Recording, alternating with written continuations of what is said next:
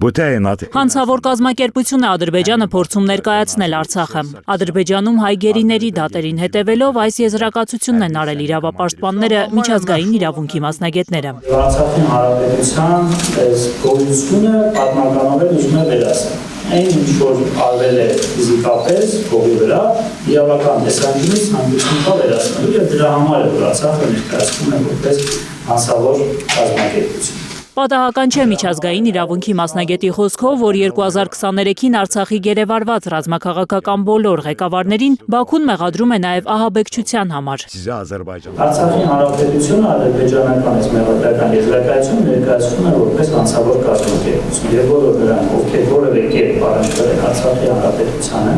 մասնակցել են հանրապետության գործունեության իրականացմանը, նրանք համարվում են հանցագործներ։ Վկաները, որ Բաքվի դատարանում ցուցմունք են տալիս, ամեն հաջորդ նախադասության մեջ ահաբեկչական որջ են անվանում Արցախը։ Ալիևը սա մի նպատակով է անում, կարծում է Սիմոնյանը, պատմականորեն վերացնել Արցախի հանրապետության գոյությունը։ Սա է նաև պատճառը, որ Բաքուն օր առաջ ուզում է կազմալուծել Արցախյան հիմնահարցը կարգավորելու համար ստեղծված ԵԱՀԿ Մինսկի խումբը։ Ամեն կերպ ուզում է ստանալ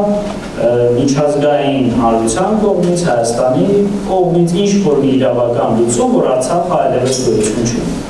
Իրավական տրամաբանությամբ, ոչ թե փաստացի տրամաբանությամբ։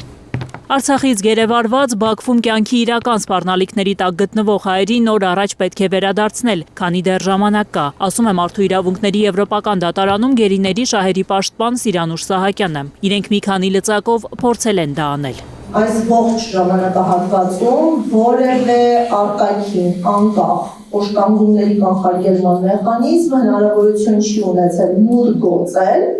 տեսակցել հայերին եւ օբյեկտիվ դիտանկյունից արձանագրել պահպանպայմանները, ֆիզիկական կամ հոգեբանական վիճակը։ 6 շաբաթը մեկ հայ գերիներին Բաքվի բանտերում տեսնելու են գնում Կարմիր խաչի աշխատողները, սակայն Ադրբեջանում անորոշ ապագա ունեցող այդ կազմակերպությունը խոշտանգումների կանխարգելման մարմին չէ։ Հանրային դաշտում ներկայիս մի փոքր սկանդալային հնարքում էր նաև եղել, հաշվի առնելով, որ իրավապաշտպաններից մեկը խոսել էր այն մասին, որ Բաքվում ապահով հայերի պայմանները բարելավել են։